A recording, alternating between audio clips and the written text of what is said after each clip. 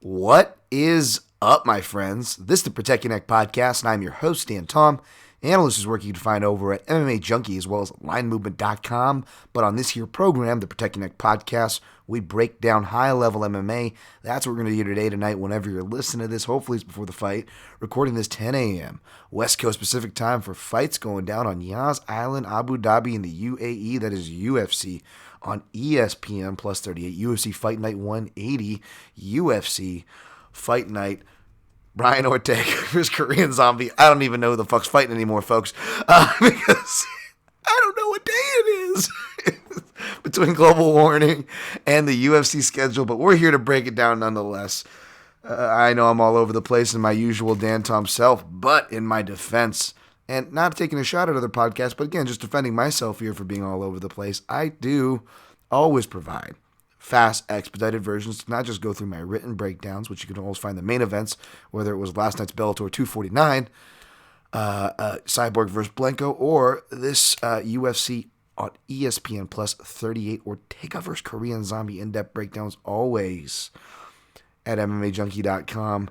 But yes, on these shows, in my defense, I will provide timestamps, whether you're on YouTube, hello, like the video, subscribe to the channel, Daniel Tom MMA, help that measly subscriber count that's getting old yellow territory. Don't make me take this out to the shed and shoot it and shut it down, kids. I will turn this car around. Just kidding, just subscribe to the channel.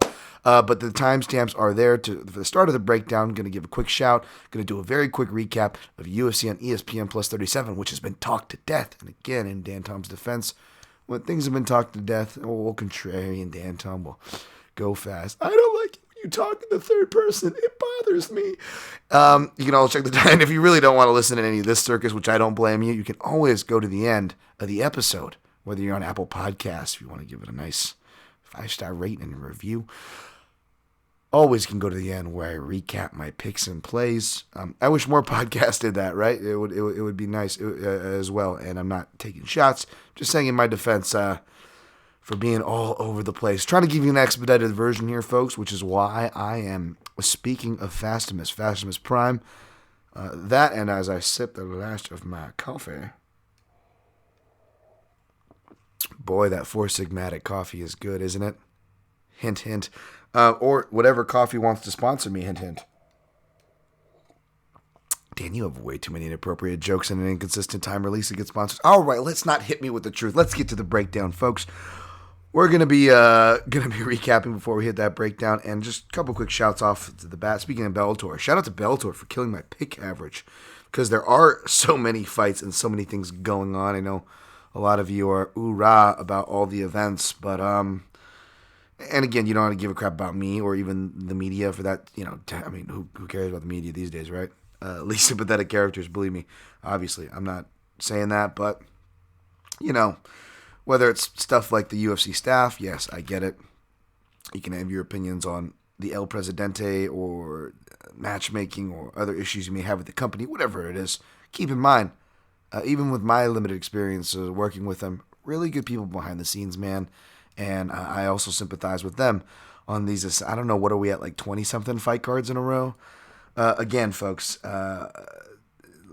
we can both criticize and sympathize. It's okay. Not everyone's bad. We don't have to brush with a broad stroke. I'm glad y'all are enjoying all this MMA content. Like, if you're in a position, first world problems, first world praises, right? If you're in a position where you can enjoy it, like, good on you, man. It's a crazy world right now.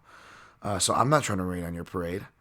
I'm just saying there's a cost to everything. So try to remember that. And at the very least, when we get kind of crappy offerings, so to speak, at least from our typical gold standard, so to speak, definitely don't be the first to complain about it, because this is what the trade-off is, folks. There is no biological free lunch in life or entertainment. So not going to say the phrase that my old co-host, Goz Garcia, shout out to Goz and George there, was almost going to fall into that, or the phrase, I should say, coined by Max Holloway. But speaking of the fighters, we'll recap UFC on ESPN plus 37, and I would feel much better about this grind that everyone's going through right now if the fighters were the ones getting the payoff from it. Like, if if this pandemic era meant the Joaquin Buckleys of the world get to step on a stage and do something crazy and then get fairly compensated for it in the neighborhood of 200K, which you could argue is even that is not enough, right? And that, oof, I mean, it's still in a fair window to criticize and critique and talk about because the UFC missed their window, but it also is not too late and would, I dare say, be a good PR move for the UFC to go back and correct that with Joaquin Buckley, man, because, yeah, I mean, and I'm not one going, reminding my audience every 2 seconds. I figure you guys are smart enough, and I've said it enough, that you guys know who these shows are funded by out there. So the fact that it happened out there where you figure there's an extra residual cash floating around, of all places in the world, right? Buckley couldn't get his hands on any more of that. So as massively as I was wrong about that, which I'll talk about in a second, that actually bummed me out more. So, because again, at the end of the day, I'm pro fighter, folks. Whether they like me, whether they like conspiracy theory, whatever, I'm ultimately pro fighter. Real quick, I want to shout out Bill Welker. I did a lot of shows recently. I'm positive. Apologies if I'm late on the shout outs. I do retweet on my Twitter feed at DanTomMMA. Reminder to follow me on the socials as well as the podcast on the socials. I won't pollute your feed there. At the PYM podcast on Twitter, Instagram, Facebook. Really helps out. But I did Bill Welker's show, a.k.a. at MMA on the Rocks. Good dude. Been around for a minute. Knows his stuff. Really impressed. MMA or, things that go on the rocks. Good dude, Bill. So shout outs to Bill. Make sure you give him a follow and check out his show, as well as the other shows I've done and retweeted again on my feed. I already shouted out Bellator for killing my pick average. Let's get on to UFC on ESPN plus 37. We'll expedite this as fast as we can. Went 9-4 overall in picks. Well, actually, it's not too bad, but it is bad. It's 0-2 or 0-3 with a bonus flair. Pal, pieces 1-1 in the straight plays, 0-3 in props. Corey Sandhagen defeated Marlon Moraes via spin kick, round 2. And again, I finished the card on a good note with that, right? But shoot, dude. Even though I was saying that, even though I officially picked decision and wasn't giving enough credit and should have put inside the distance, I was talking about later in the fight, as were most. So I can't bump my chest here, folks. Nor did I feel like I could in the moment. But yeah, good on Corey Sandhagen. I am happy for that, and his team bounced back like that. Hopefully Marlon Moraes can bounce back as well. Edson Barbosa defeated Makwan Amirkhani. Again, the scramble and the struggle is real. I was all out of sorts, man. Just so freaking burnt. I missed the pre-show. Apologies, Aaron Bronstetter. Follow at Aaron Bronstetter. Probably underscore on there, but you guys already know him if you know me. Jesus. I mean, TSN MMA show, folks. TSN Canada. Aaron's the man. So he was cool about it. I just feel bad because I'm me. So I'm going to have to adjust my jiu-jitsu schedule and leave early because they're doing these earlier start times, which I'm not going to complain. I know you guys seem to like.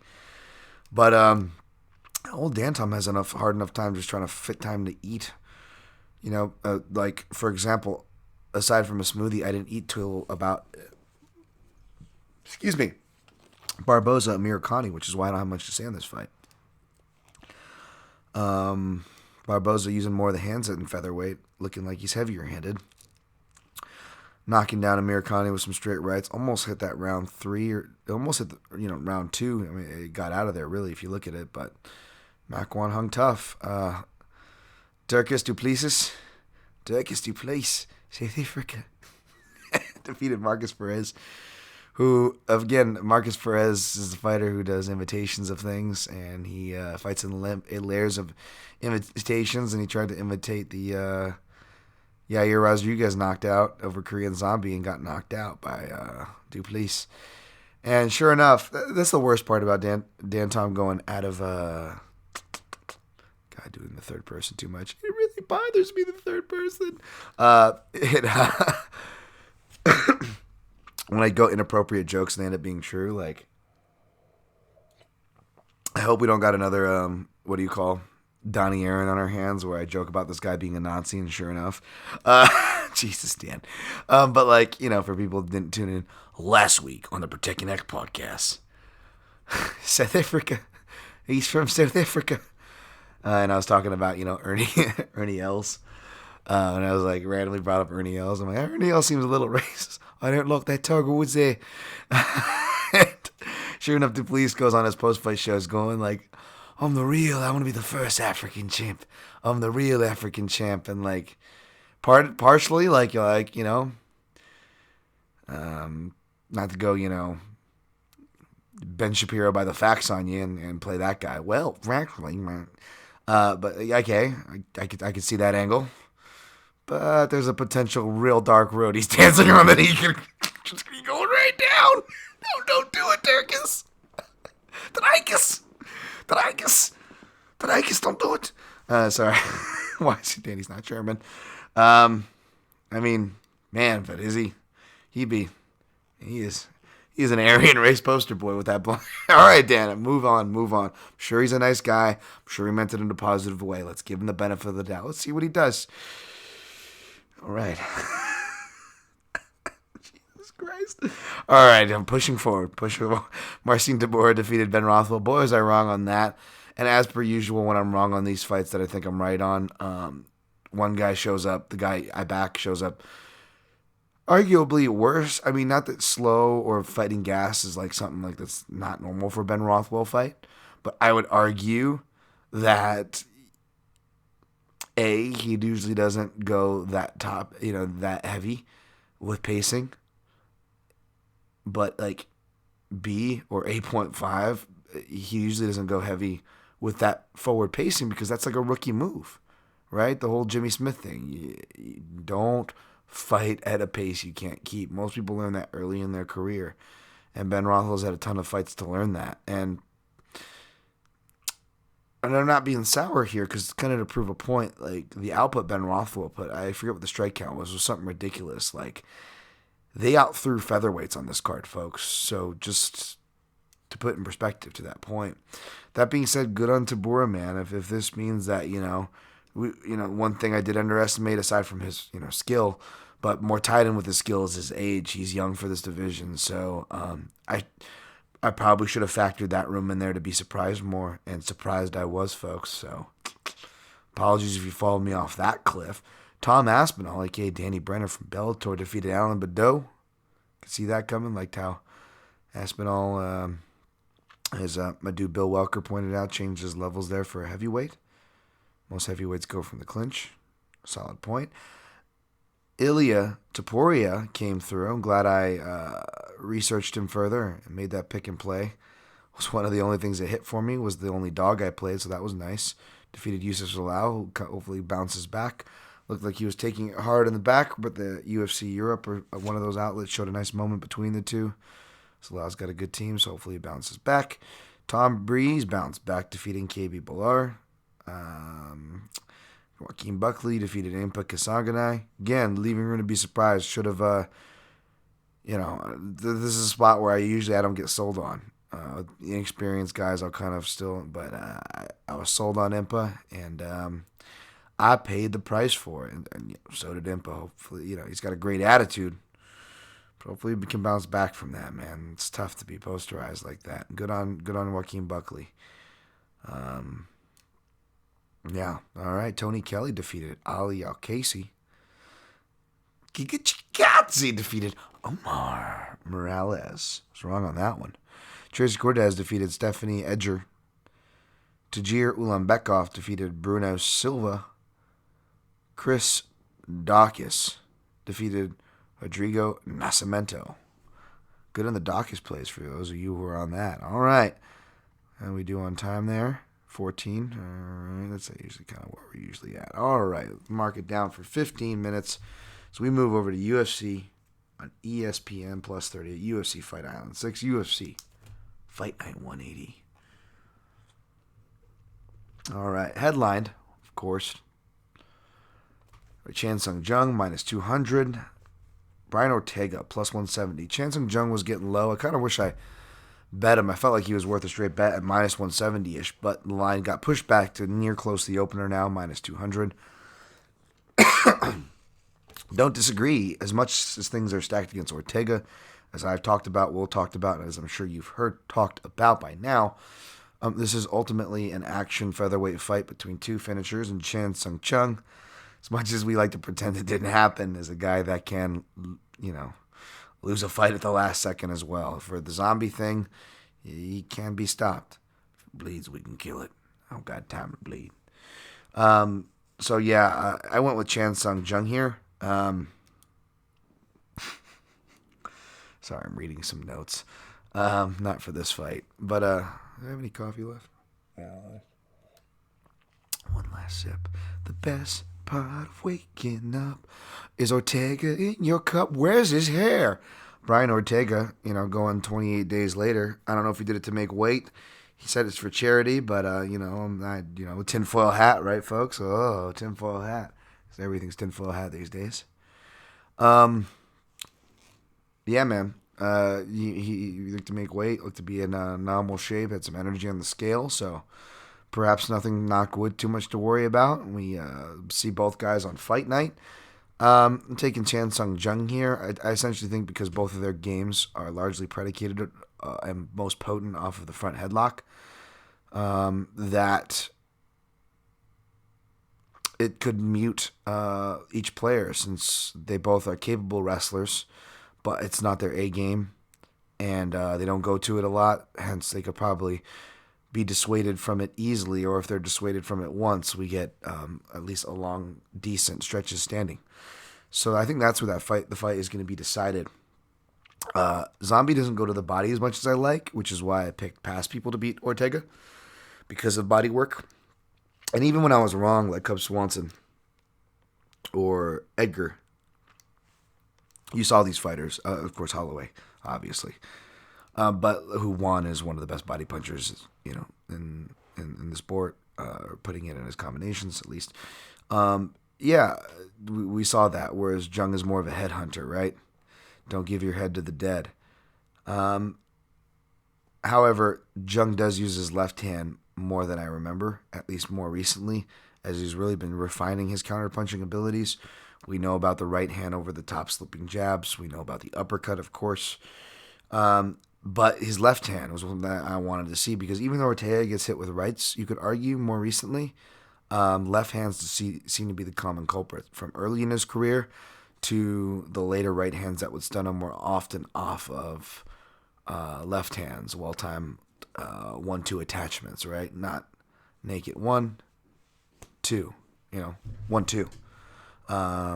Then that's when the right hand was hitting. So you could argue that the left hand is what is sparking off the action there. And sometimes I talk about that. I don't know, it's my kind of bro science about it, but some guys don't have good radar to the left hand, and it could be something that we don't know, like a vision or a physical problem, or it could be my canary in the coal mine is that everybody worries about the right hand in the street fight. You just duck the right hand and go from there, at least, right? I think that would be common sense if you're playing the odds. Or someone's power side when they're showing you what their power side is, and you forget about the lead side, which is quicker, closer, and oftentimes more dynamic and easier to make dynamic, oftentimes, right?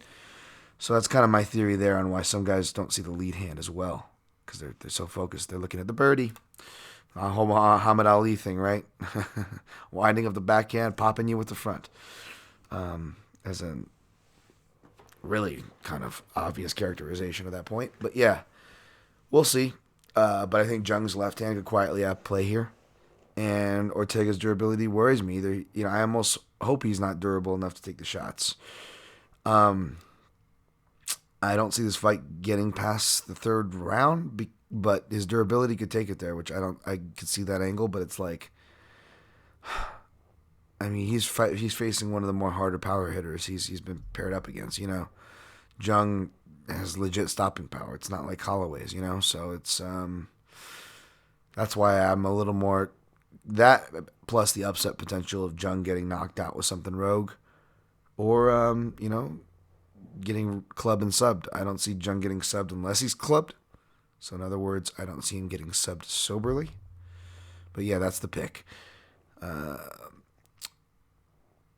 take Zombie inside. I think that's plus money there.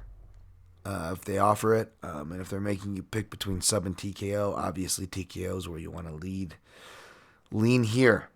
Because even when he gets guys back, so he's been opting to just pound him out, right? From like Moicano to Edgar. So that's kind of the angle. If you want Jung, dangerous to parlay, even though from all the reports he's looking great.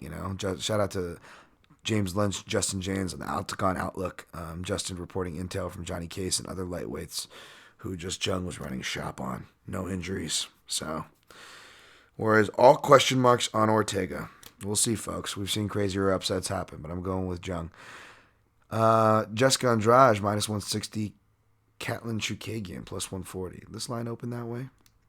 Pretty much. Actually opened a little wider. I get it. I'm going with Andrade here. Initially, I was worried she could slip up and get a submission. Katlyn Chookagian, people forget about her brown belt. She reminded people of it, her last fight. But that was a long time ago at bantamweight when Andrade was getting upset subs. She was a purple belt. She is now a black belt 5 years later. Many competitions later, which is impressive. Not a lot of fighters put themselves out there like that. Andrade does. And double-edged sword. I like the aggression from Chookagian. I love that style. However, you could also argue, coulda, shoulda got a finish from either strikes or submission for 3 rounds of dominant position like that, right? And Anthony Shevchenko, yes, it's Shevchenko. But yes, there's also the argument she's been overrated, which I'm a big fan of Antonina and Valentina, don't get me wrong. But yes, it's very fair, especially from an odds perspective, that yes, it's very fair to say Anthony is overrated. That's probably factually correct, right? From an odds perspective. So no diss. And it's one of those things too, like I spoke about on the Line Movement MMA betting show, which again, folks, subscribe to Line Movement MMA as well. That just because these people are training with good people doesn't mean they are good people. Sometimes it means they're the proverbial punching dummy. So maybe Antonina gets used to getting put in that position a lot, so it makes her good at defending there. Aside from my propensity to play turtle too much, I'm speaking from experience, folks, because how do you think I train with good people a lot of times? It wasn't to sharpen my skills. No, I was a body, and I was grateful, and I was able to learn things and parlay that into something, hopefully, to not make, my loss of brain cells and being strangled a total waste. But I'm not speaking to be rude here, folks. I'm actually speaking a bit from experience. I've seen it. I've felt it. Both. Mixtures of both. So, it's difficult to say. There's going to be, huge 8-inch height difference, 6-inch reach difference, which is quantifiable, folks. However, even though Andrade is not a master cage cutter, I also don't think Chookagian is a master evasive point fighter like Holly Holm, right? If we're looking at those prototypes there. However, the tennis player key eyes and the circling around the fence and the punching at the air and all the things that people will talk negatively about these kinds of styles about, right? I get it. But the reason why they work. And the reason why they work is because, again, most girls lack the cage cutting. And not even girl, by the way. This is a male or female thing. There are so many males in weight classes that don't know cage cutting, right? Or don't emphasize it, work it, apply it, whatever you want to say. So this actually isn't a male or female thing. Apologies. Please don't take it that way. But a lot of the criticisms that I said are usually lobbied at female fighters. So I guess that's why I'm framing it that way. And we're talking about a female fight. So forgive me, but it is relevant. And the reason why it works is because, they can't cut off that cage. And these judges suck. And you're going to give them nothing to score. Even if there's a lot of air punching, they're going to score with the person, showing the initiative and key eyeing. They're going to get tricked. They're going to get bullshitted into giving those rounds. I would dare say Andrade is a hard person to do that against. Andrade isn't going to tire. I do feel like her power will translate. I don't know if in the sense she'll get a one-punch KO. I mean, she could fight the rest of her career at flyweight and not get that kind of as emphatic a TKO. She could get TKOs, but not as emphatic a KO as she got over Catalina Kovalkiewicz, right? So, I mean, I don't know how much of a knock it is to say, or a big surprise it is to say that, like, I don't think she's going to knock Katlyn Chookagian dead, which she could, and that wouldn't surprise anybody, right? But I think she's going to earn a decision. It could get sweaty in the third. Andrade is still playable, and so is Chukagian. If you think that the line is wrong here, I, however, think the line is right where it is. I'll take Andrade. Haven't played it. I'm feeling degenerate, or if it goes lower, like to minus 150 or lower, I may sprinkle. But nothing heavier. I'm not going to tell anybody to go off cliffs. All the over angles are chalked the F up. All right, Jimmy, y'all ahead of Jimmy Crute. Jimmy fucking Crute. Over at Modestas Bukauskas, plus 255. Jimmy Crute, minus 310 is the favorite. It's opened a little tighter, which I agree. It's like a battle of prospects. Was actually impressed with Bukauskas. He's got hard style to pinpoint, which makes sense because he's got that, I believe, that sport karate style that Alexander Volkov and a lot of Eastern Europeans are practice, as well as Kyokushin, I believe, karate black belt. GSP style, which is another version of sport karate, or sport applied karate, at least having that outlet, according to his credentials. And then was indoctrinated in martial arts from his father, who was like a no-holds-barred Russian champ, like served under the USSR time. So it sounds like a super intelligent cat, creepy profile picture that I think it was Connor Rebush kept posting, seeing on my timeline there. But yeah, so, I could start squinting as this line gets wider, for sure. However, I really do like Jimmy Crute, man. I do like that he already took his prospect loss over a guy like Misha Serkinov. So that line movement thing came out. Don't crucify the kid for it. I like that he, is so confident that he can give up a mount because he knows he wants that Kimura. Whereas, again, not shitting on Chukagian, but having that dominant mount for 3 rounds almost and not getting the finish as opposed to, right? Again, they're all athletes. We're judging them on an equal playing field here. We got to be critical and honest and fair. So, no offense. That's all I'm trying to do here. But yeah, I really like that in Jimmy Crute. I like that he can go into the 3rd round against a guy like Paul Craig, a submission guy who gets 3rd round submissions and get the submission deep on him. It's very dangerous. That's why he was confident enough to go against a guy who will make you pay if you gas against him traditionally, Mikhail Oleksiejczuk. And was confident going like 7 takedowns or whatever he hit in that 1st round, and thankfully it paid off. He didn't have to test his cardio once again. So I see him doing that here. Although Modestas Bukauskas can grapple and can scramble pretty decently, I do feel like Jimmy Crute is the more, on paper, in the style I see as well, dangerous grappler. So I feel like he takes it there. I'm really interested to see more of Modestas. And if Jimmy Crute does go out there and make it look like easy work, I don't think you should be pouring dirt on Modestas. I think this guy's got a decent ceiling as well. Really interested and intrigued by this kid. Seems super intelligent. But I also don't blame people using Jimmy Crute for a parlay piece, though. Now that it's getting into minus 300 territory, yeah, I'm not going to lie, that does worry me. Especially after last week, which is why maybe I'm not giving any parlays. That's why I just wrote chalk, ? Because the chalk's pretty clear on this card, folks. That said, I do got 2 underdogs plays coming your way, starting with James Krause minus 145 and Claudio Silva, new level, plus 125. Forget what fight it was. He gets a submission. He goes up on the cage and he's like, new level, Claudio Silva, Hannibal. He did in his last fight. And he just starts pointing to like some random production guy. He goes, hi, Hannibal. I just wanted like a camera on the random like production guy sitting off cage just going, oh, okay, don't hurt me. Whatever you say. Oh my God, dude. This guy is just so, he talks, acts, his spirit is as janky as his southpaw striking. It's great. And he makes it work. He's always getting rocked. It looks like he's going to get knocked out and then just presses through. And his only loss is a DQ loss at the beginning of his career, folks. So he's essentially undefeated, John Jones style. New level. And he's 38. He's older for the division, but he just turned 38. And with all the surgeries and hell he had to go through, which is what kept him so long with all these layoffs in his career, you could argue that he saved miles despite having to go hell and back in other parts of his life. He saved MMA and fight miles, right?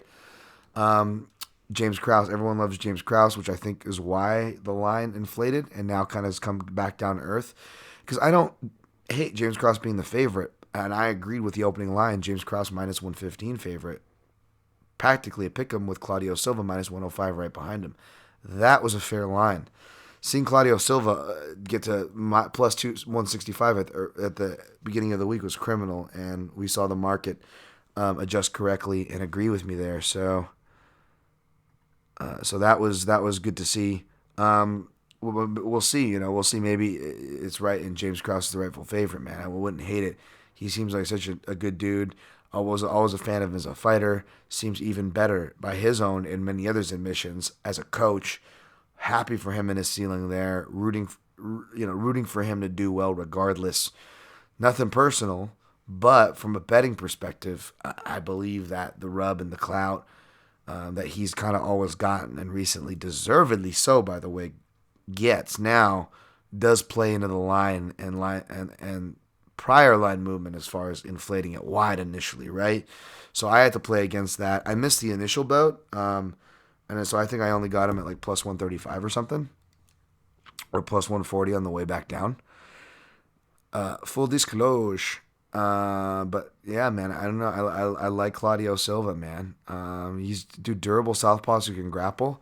And again, Krause is a legitimate Brazilian Jiu-Jitsu black belt, but Claudio Silva is, I mean, next to Damian Maia and Sergio Moraes, you could argue him for that top 3 spot in the division off the top of my head. The Adolfo Vieiros of the world are up at like middleweight, right? So as far as just credentialed Brazilian Jiu-Jitsu guys, right? But he's definitely top 5 easily. Claudio Silva, since he's been in the division, as far as from a credential standpoint, and again, he can make it work. Unlike Moraes, like, James Krause knocked out Moraes, and Moraes doesn't go for takedowns sometimes ever. He got one and went for 4 or whatever it was in that fight against Krause. Yes, but he doesn't go for it in the same way with the same vigor or sell out in the same method. Like, even if Claudio Silva will keep going for it. He'll walk through hell. And even if he can't take you down, he will pull guard.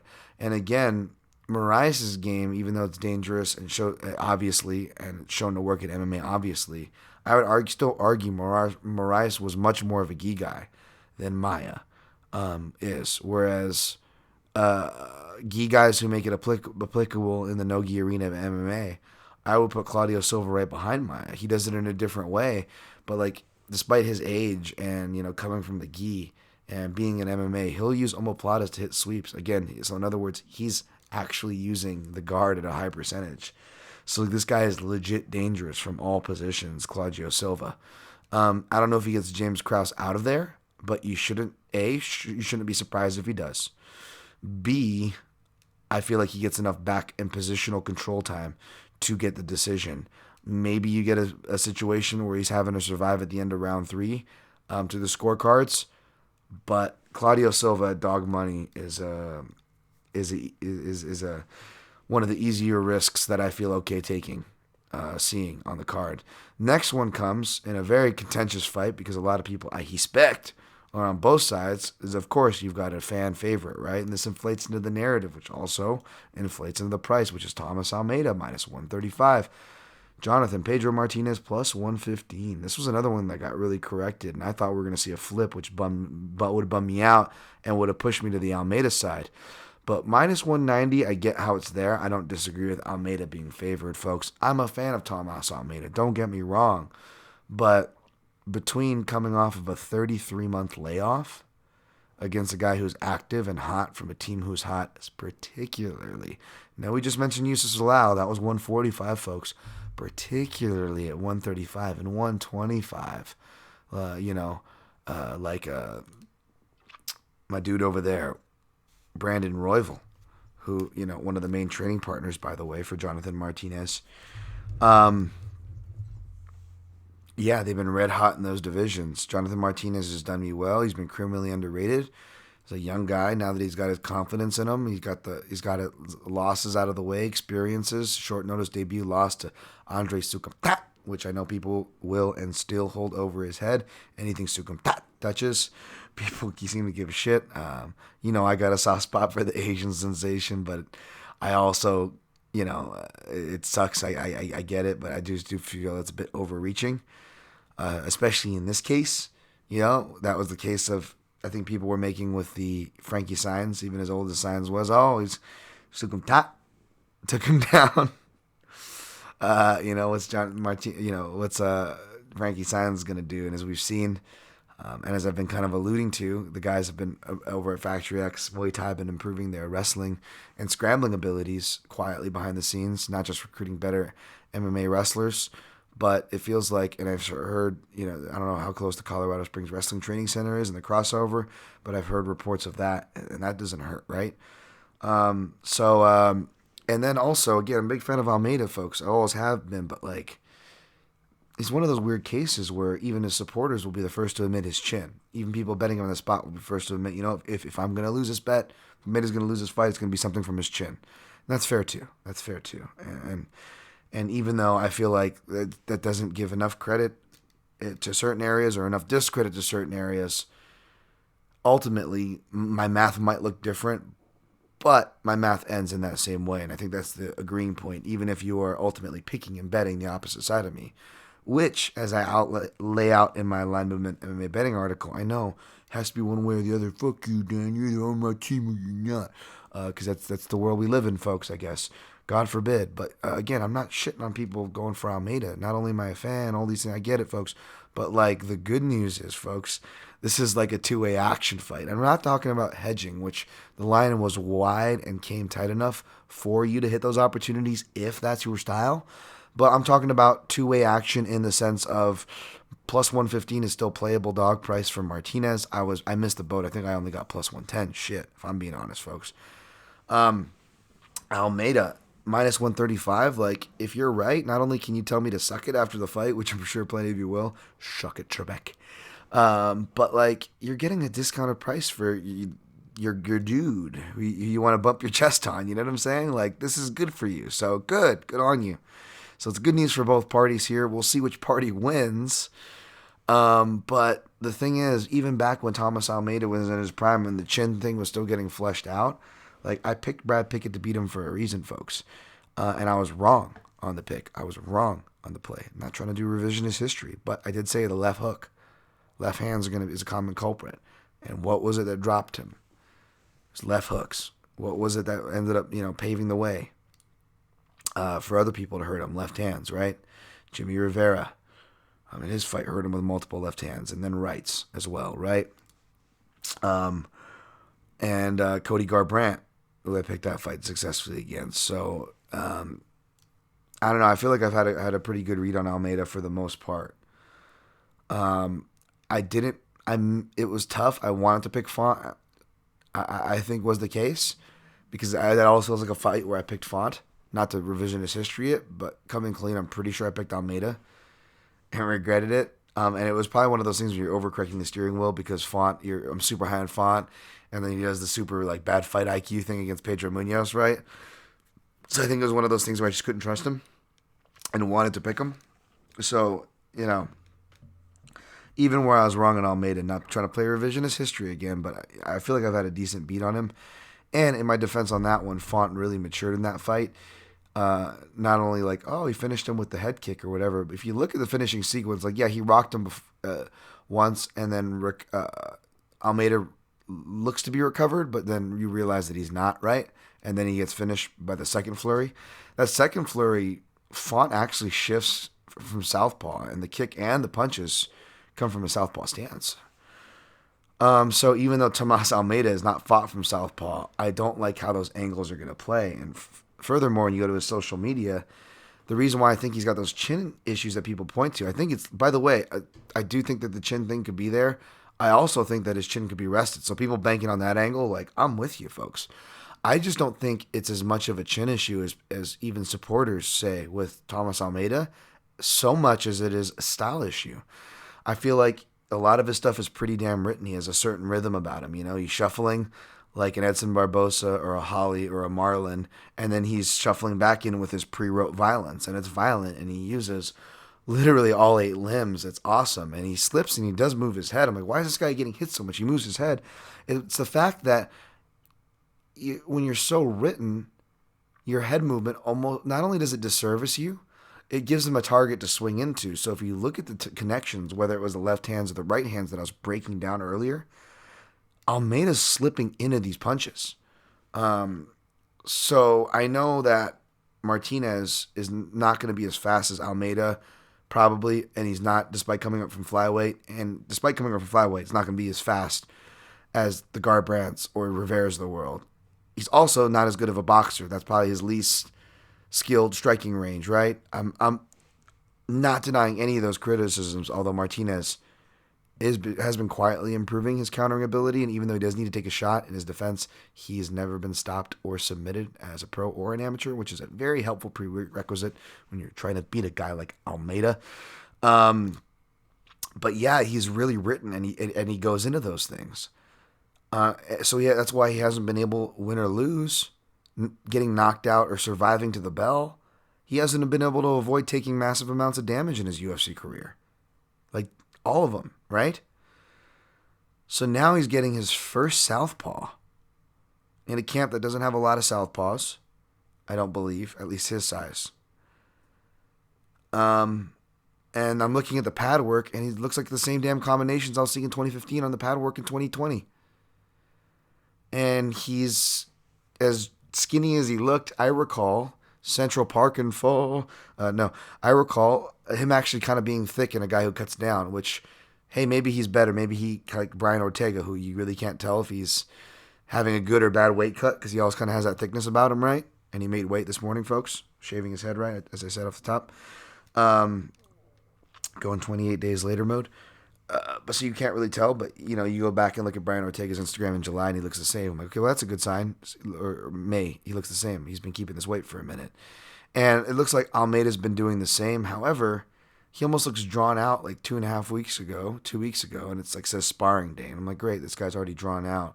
And Shootbox, one of the most notorious camps that hasn't really changed their ways. Even AKA has adjusted over the years, folks. Like, Shootbox was always the notorious camp, and they hold out with pride because they're still fucking 20 years later, almost 20 years later, the most notorious sparring camp. So I don't like those trends for Almeida, man. Forget the bet. Forget my pick. Like, I like Almeida. I don't like those trends. So now he's going to be coming in with pre-written shit against a durable southpaw who can knock you out. And if it is a tough cut, or was a tough cut, and we don't know about it, because we don't, folks. I can't pretend that I do. You can't pretend that you do. He's going against a fighter that you could say Martinez isn't this guy or that guy. Well, Martinez emphatically goes to the body more by percentage, and hell yeah, way more with more tools than anybody Almeida's fought. So there's a lot of new problems on the table that react specifically to his chin durability and style. So the math adds up for Martinez for me, and a dog price constitutes a play. Good luck to you. Feel free to rub it in my face because you're getting a discounted rate on Almeida. I like Almeida, folks. This isn't a one side or the other, but vote for Pedro. We'll see. Mateusz Gamrot, minus 320. Guram Kutateladze. Danny's not Italian. He's Georgian from Sweden. Plus 260. Interesting fight. I get why it's this wide. You could argue that it should be closer, considering Kutateladze was indoctrinated into wrestling and combat, having a bunch of wrestling titles, and as well as traditional martial arts. Dude's got I think he's got a Japanese jiu-jitsu black belt, but he's got a couple karate black belts.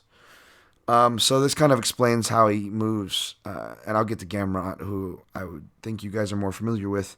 But Kutateladze trains with the hot kid on the block, the Wolf, the Chechen Wolf.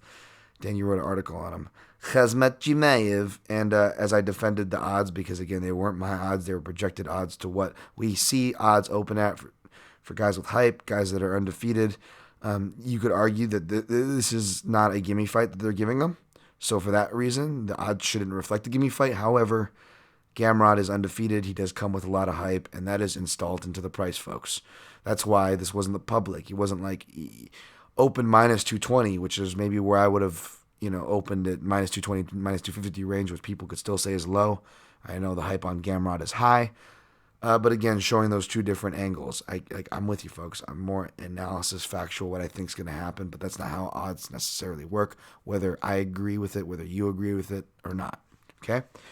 And as we see here, because Gamrot opened at a minus 305, so he really didn't open much. And I guess because people did their research, which is probably why it didn't jack up or inflate, because you're having to pay a lot against a guy who's not a gimme. I'm still picking Gamrot here, who, he's got a bunch of grappling accolades. He got submitted by Tonin, but the fact that he's getting in there, right, says a lot. This guy's got a lot of grappling tournaments and accolades, ADCC, I believe, European ones that he has won. He can wrestle. He can scramble. And he seems to dictate positions really well, even like when guys will catch him off balance catch his knee and take him down. He's hitting sweeps right away. You know what I'm saying? And shouts to the creepy KSW commentary, especially the Chevello guy who tries to be creepier than him. I forget what matchup it was from last week, but it was it was a Duplessis fight for sure, and he was like, "This is a sexy fight. Oh, it's so darkness here, and long." What is this guy talking about? Is he talking about the fight anymore? But yeah, it's just I'm gonna watch it. I go back to watch some more KSW and anyways. But Kudata, he seems to control position well. Kudata is a weird guy though, because it looks like I can see how he was submitted, because he seems so. I don't know if lackadaisical is the right word, but he seems so willing to give his neck and willing to go, because he'll Granby roll, he can wrestle and clearly grapple. So, doctrine into martial arts. So I get it. Again, one of the unspoken things about the karate that's beneficial when you see them coming up from a young age is spatial awareness. That's one thing I credit to my defense and being able to be comfortable getting in sparring, being able to apply it to, I gave the Kevin Holland conversation example, applying, kung fu and the dexterity that comes from that to more applicable martial arts like jiu-jitsu. So there's these little quiet benefits, and I would credit that to Kutateladze's comfortability in space and the way he moves. It does worry me, which is why you could see him get leg lock, but then a couple fights later against a Brazilian Jiu-Jitsu black belt, he's going heel hook to get out of a mount and scramble to his feet. So he's clearly not shook. Could be a good thing, could be a bad thing, because Gamrot will take a heel. He seemed to take a clean inside heel hook. And not that Kutateladze, I'm sure he's got some southpaws to train with, but Gamrot can fight from both stances, not just the southpaw stance he advertises. We'll keep that volume up. Jesus Christ, I saw that Norman Park fight burnt into my head. I know Norman missed weight, and there was trash talk between them, but holy crap, that not shaking the hand thing, that was brutal. Did they eventually make up, folks? Anyone want to fill me in, translate that? So busy. It's so hard to follow KSW for me. Even guys I'm familiar with, right? Okay, so I'm going to take Gamrot. I guess just buyer beware for the parlay piece at that price, but yeah, I get it why he's priced that high, and I'm picking him here. By decision. Jillian Robertson, minus 210. Poliana Botelho, plus 175. Keep it short and sweet, like Jillian Robertson, sweet giggle. And I just think I'm going to win. Oh, Jesus. I like Jillian. It's so cute. Stay on target, Dan. Stay on target. I'm just saying. Just saying I like her. All right, Dan. Not get creepy over there. But yeah, she's got that cute giggly voice. All right, easy, Dan.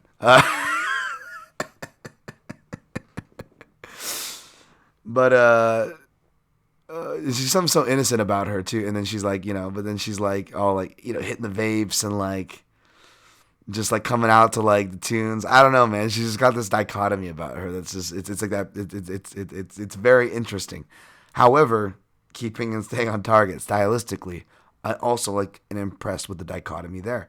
She almost has that more explosive, young, feisty Damian Maya half guard pulling game, right? That she'll use when she can't get the takedown straight up, and she'll get after it. And she owned up to the loss?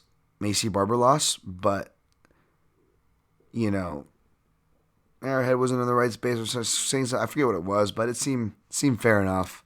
enough fighters go through that version, forgivable. So I'll take her in this spot. What did she open at? She opened a little higher even. If it gets lower to minus 200, I think that's maybe I'll throw her in a parlay or something for fun, but nothing I'd say go to the bank on. Maybe a by submission prop is probably worth looking at here. Let's see. Does my bookie offer that? Let's look at the props. By the day, Robertson. Think she can do it in round one. Fight. What is Robertson around? 1, 2, 225? I'll sprinkle on that. Sprinkle. $7, kid. Dan Tom bets the big money there. Follow me off that cliff at your own will, kid. When I say bet like a 9-year-old, folks, that's what I tend to do. It's the only way to keep it fun, especially when you take terrible swings, which I bet a little more than a 9-year-old on last week, by the way. All right, Jung Young Park minus 270. John Phillips, right, plus 230. Feels dangerous to have Jung Young Park up that high, but I feel like he's a more athletic straight puncher, boxer.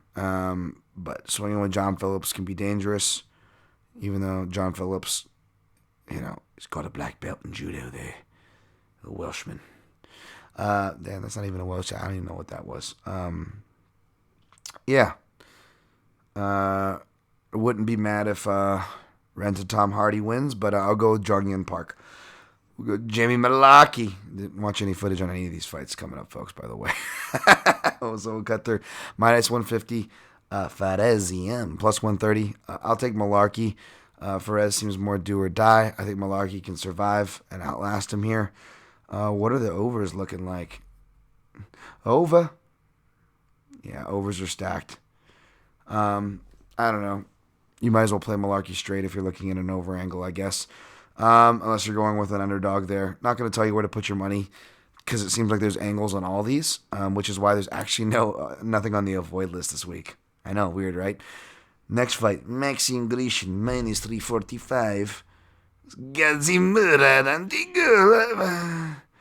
And people juiced it, of course, because Gadzimurad Antigulov, between his wrestling base and name, generates a lot of respect. But when you watch the guy, you realize that he's got a couple good takedowns and he just dies a slow death for the most part. So even if he tries to replicate the game plan that got put on Maxim Grishin last time out, he's going to gas out, and then Maxim Grishin will pretty much have his way with him, Like Dan, don't reference that scene in American History X. Moving on. Jesus Christ. Wow. And, don't forget as well, Grishin as well as, who else here? Who else did I, who else is it Saeed? Yeah, we'll get to that. Team Ahmed, in case it gets crazy on the scorecards, but have some influence. Sorry, I don't know why I do this strained Borat for Team Ahmed, but that's what you guys are getting. All right, Saeed Nurmagomedov. Ahmed too, maybe. Yes, we'll see. Minus 400 versus Mark Striegel, who sounds like he's German, but he's from the Philippines. Plus 325.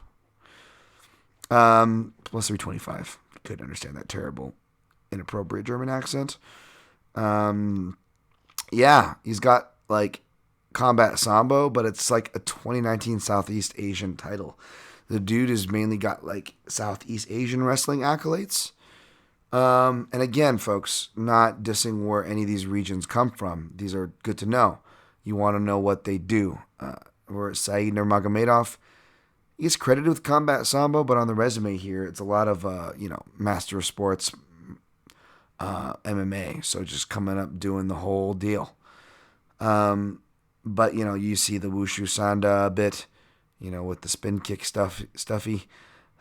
Wow, Dan, real technical now, real proper English there. He can grapple as well, but seems to like to strike and use that reach. So this will be interesting if it gets to be a grappling match, especially at that price, minus 400. Did he open that high? I'm taking Nurmagomedov. I opened it minus 365. Jesus. I'm taking him, but yeah, I mean, it's super wide. Wouldn't be upset if to see the Filipino upset, but I'm sure I'll throw on Saeed in some degenerate parlay and then be upset when it misses. But no, I probably should avoid stuff like that, and so should you folks, even if you're betting like me, because parlays are pretty silly. So yeah, I pretty much just went for the two plays and the one prop that you heard me play live. 55. All right, we did it under an hour, not too bad. All right, recapping, folks. Taking Chan Sung Jung over Brian Ortega. Taking Jessica Andrade over Katlyn Chukagian. Taking Jimmy fucking Crute over Modestas Bukauskas. Taking Claudio Silva, new level. Who, by the way, like, there's a bunch of weed posted on Claudio Silva Instagram. So, like, I put Claudio Silva, Hannibal plus weed. And then Dominic Cruz has his funniest commentary during a Hannibal fight. Forgot to mention that. His last Hannibal fight. But yeah, taking Hannibal Silva, remember the name, for James Krause. Taking Jonathan Vogt for Pedro Martinez over Tomas Almeida. Taking Mateus Gamrot over Graham Gutateladze. He's not Italian. Taking Jillian Robertson over Poliana Botelho. Taking Youngjin Park over John Phillips. Taking Jamie Mulaki over Faraz Ziem. Taking Maxim Grishin over Gazimurov and Digulov. Taking Saeed Nurmagomedov Team Ahmed over Mark Striegel. He's not German. All right, folks. And playing Silva plus 135. Claudio Silva playing Jonathan Martinez plus 110. Missed the boat. And plus 225. A little sprinkle on the round prop. Robertson round 1. Let's see if she can get that submission. Submission. Shout out to my Jewish brothers and sisters with that one. Knows what that was from. All right, folks. Thank you. Please support, again, on and Amazon click-throughs at mixedmartialanalyst.com. PayPal if you're feeling so generous to help keep this free. That's right, free weekly show. Been doing it for almost 5 years now. Apple Podcasts, 5-star ratings and reviews. Please help that YouTube channel. It's suffering, sadly, like 255 subscribers. Daniel, Tom, MMA, like this video, subscribe. Thank you guys so much. Legitimately, good luck on your picks and plays. And always protect your neck.